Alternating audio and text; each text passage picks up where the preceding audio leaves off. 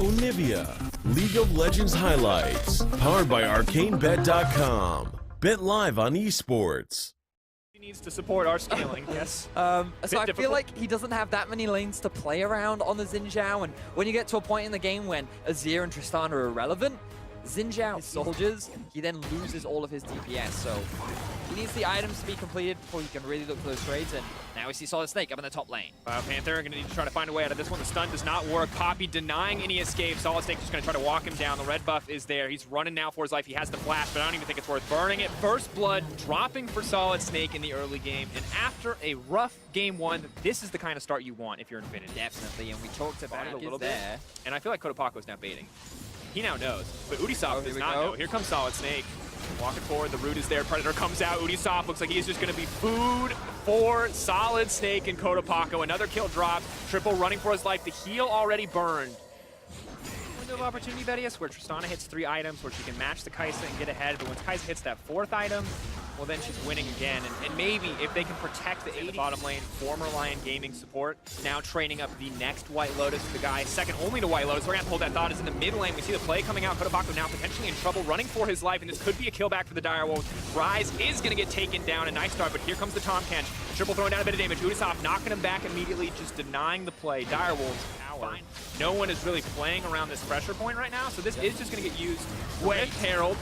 Realm warped in, but now they're just going to start the fight. The Red Herald's not there. Triple getting this one kicked off, but he may just go down immediately. The heal now comes out. Beautiful team fight for the Direwolves thus far. Poppy doing what she can to deny. Now the Tahm Kench is here. Ubisoft going to back the rest of the team up. They're trying to pick up Kotopako, but they're not going to get it. Beautiful denial from Arce. Pulling through in the end, and only they stopped the bleeding immediately in that fight, only losing a single member. And now they've got their sights set on their second dragon of the game. Mountain and an ocean to back them up as they push forward. Will help if they want to go through those tanks faster than Renyu can, but obviously, in terms of damage output, Renyu's going to have that advantage. The skirmish kicks off the mid. Taking a lot of damage here, but Solid Snake's on the way, and Ubisoft is here as well, but that Xin Zhao still quite far behind. Cupcake going to pull back in the duration of his ulti. Arce still might go down here. Azir wants it. Is he going to get it? One more auto means Triple takes down the support on the side of Infinity. And fights just keep happening in the mid lane. Infinity, remember, Cupcake's waiting on the side. Cupcake's waiting on the side. He's looking for that engage opportunity. Solid Snake, though, moving up.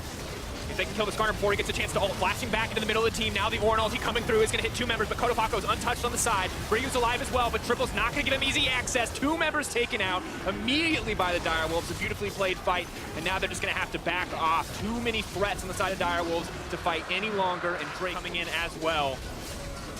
I don't think they can do it. 6K, it's going to take a miracle for them to steal this one. They have no access to the smite. Arce went with the barrier instead. It is just going to get taken down by the to threaten them, just to tell them to back up. The Triple and King just move forward. They're just going to break through this inhibitor. 27 minutes in. Lead, and they can keep forcing these 5v5s where they know they're stronger.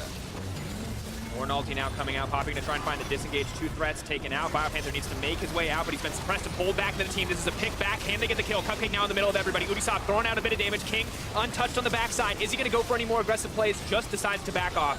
Low health for King rather than the Azir, I guess, because he is on the bot side of the map. They could also try and go for the 2-man here. What's the opportunity here for Solid Snake? Can he find a way in? 5K and dropping.